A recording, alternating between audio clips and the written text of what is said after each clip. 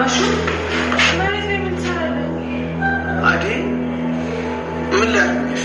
እስቲ እንዳልተነሳ ሲቁጭ አሁን የምታመሰግንበት እንጂ የምታማረርበት ጊዜ አይደለም።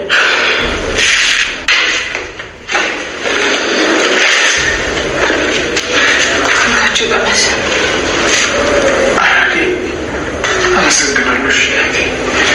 አንቺ ባትኖሪ ኖሮ ምን ይውጠኝ ነበር? ረሃብ ነበር የሚደፍ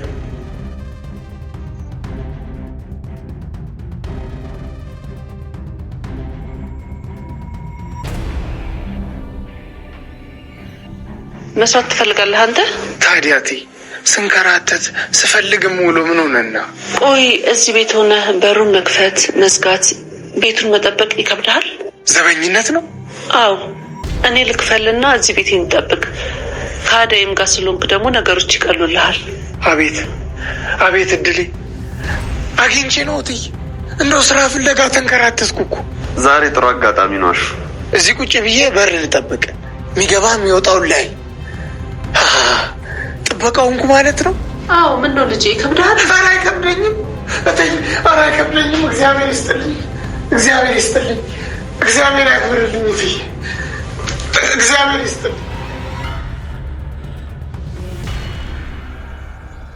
ሰላም ክቡራትና ክቡራት ውድ ቻናላችን ተመልካቾች እንደምቆያችሁልን፣ የዛሬውን የሰራተኛዋ አደይ ክፍል ድራማ እንዴት ተመለከታችሁት? ሀሳባችሁን ኮሜንት ላይ አስቀምጡልን። ዴቭና ፍቅር ሁለቱም አልጋ ላይ ወድቀዋል፣ ተመርዘዋል በምግቡ። ቤዛ ምን አይነት ስህተት ይሆን የሰራችሁ? እንዴት ለሁለቱም አታስብም? ለፍቅር ቢያንስ አታስብም?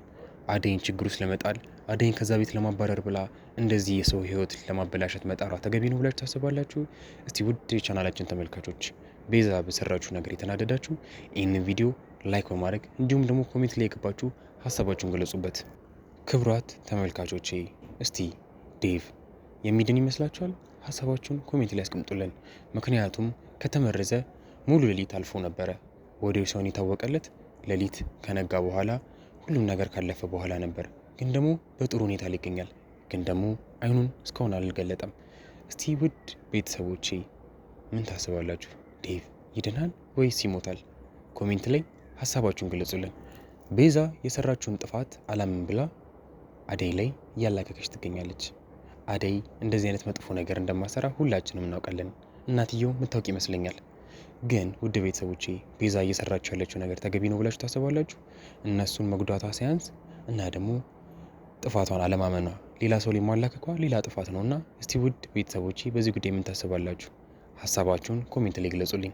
ሰራተኛዋ አደይ ክፍል 118 ሲለቀቅ በዚህ በቻናላችን በኢትዮጵያ ሚዲያ ስለምንለቅላችሁ ይህንን ቻናል ሰብስክራይብ በማድረግ ቤተሰብ መሆናችሁን አትርሱ። እናመሰግናለን።